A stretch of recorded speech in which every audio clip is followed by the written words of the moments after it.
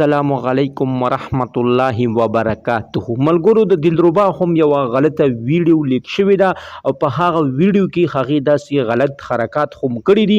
هغه ویډیو به تاسو په خپل سترګو باندې وګورئ نو تاسو به توبې وباسئ، ځکه چې د دلربا یو مشهوره اداکار هم ده او د دلربا یو مشهوره ټیک ټاک سټار هم ده.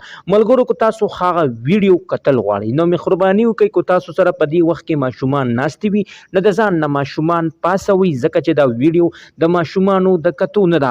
او که تاسو سره خینفري مهرباني وکړئ تاسو په خپلو غوږونو کې خینفري ولګوئ، ځکه چې هغې دې کې داسې الفاظونه هم ویلي دي نه چې هغه تاسو خپلې فیملي سره بالکل نشي کتئ.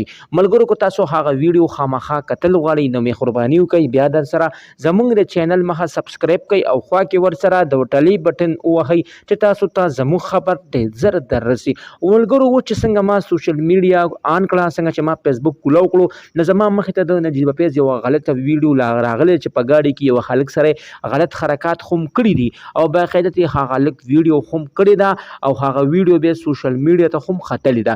کم از کم هغه ویډیو 50 میلیون خلکو کتلې ده، ټول دنیا کتلې ده.